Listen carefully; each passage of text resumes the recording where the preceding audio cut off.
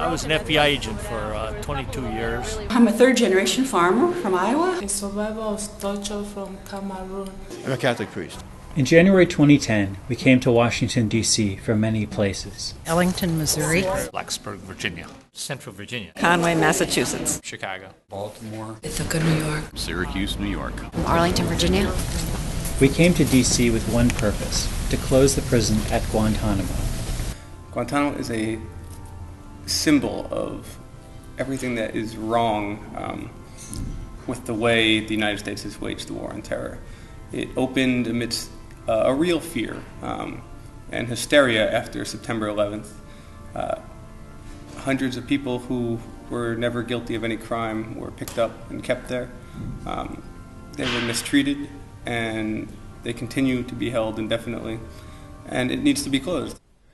Some of us had been working on this for years, even marching to the gates of Guantanamo. But by 2010, despite President Obama's executive order to close it, it looked like it would be open for years to come. It wasn't time to give up, it was time to see what else we could do. On January 11th, 2010, the 8th anniversary of the prison at Guantanamo, 100 of us kicked off an 11-day fast with a demonstration at the White House. It was something we'd done many times before. 8 years ago today, the first men branded by a pseudo-legal designation as enemy combatants were brought to the U.S. prison at Guantanamo Bay. Thus began the nightmare of illegal detention, torture, and extrajudicial power that has marked January 11th as both a tragic day in the history of our Constitution and a demonic day in the spiritual life and sacred calendar of our nation. This year, though, resistance to closing the prison wasn't coming from the Oval Office so much as the Capitol. So we lobbied Congress and began a daily vigil inside congressional offices, walking silently, dressed as Guantanamo detainees, cleared for release but not yet free.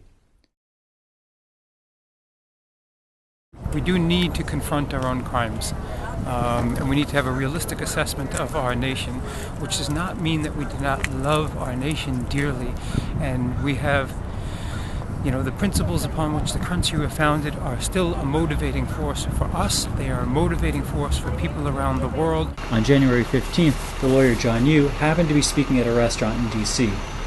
As a Bush administration official, Yoo had contrived legal justification for America's policies of indefinite detention and torture. Most of us demonstrated outside, but a few bought tickets and demonstrated inside briefly before being kicked out. After the talk, these women who'd just been passing by but learned about Yoo from the demonstration chased after him. Shame on you! Shame on you! Bitch! Shame on you! On January 20th, after 10 days of fasting and working, we decided to add some sound to our silent vigil at the Senate offices.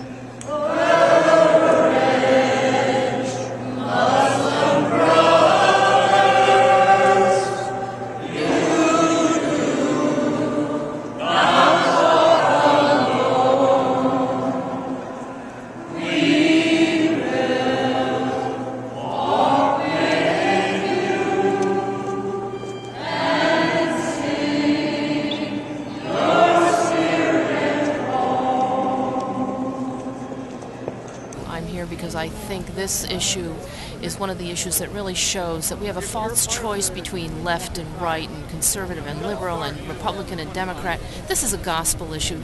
This is a call to act in accordance with gospel principles. January 21st was the anniversary of President Obama's inauguration and 1 day short of his one-year deadline for closing Guantanamo. It seemed no closer to being shut down, and to this year the ball was in Congress's court. While most of us marched from the White House to the Capitol, a few went on the Capitol tour. Nobody's allowed to wander around the Capitol by themselves. I promise not to. All right. Because I think we're going to actually have a prayer service. Inside the rotunda, where presidents lie in state, they held a makeshift prayer service for 4 Guantanamo detainees who died at the prison, officially by suicide, allegedly by torture. Outside, demonstrators on the Capitol steps held signs reading "Broken promises, broken laws, broken lives." Both groups were arrested. It makes sense to respond to this issue with civil disobedience because what's happening that's legal is just so wrong. Like, what does the law mean when, when torture is legal, when war is legal, when the killing of innocent civilians is legal, when indefinite detention is legal? What does the law mean? When the demonstrators were released from custody, we broke our fast, but Guantanamo remained open. I think there's a number of different reasons to do a fast, but for me it was to try to, kind of have this spiritual connection with the men there. I know a lot of the men at Guantanamo have been on hunger strike, and they see it as their last tool. Kind of as Cesar Chavez said that, the fast is a tool of desperation. When you have nothing left, a fast can kind of point to the humanity of a situation in which no other tool can. So to try to use my body in that manner as well. The campaign to close Guantanamo continues. Join us in Washington, D.C., January 11th, 2011.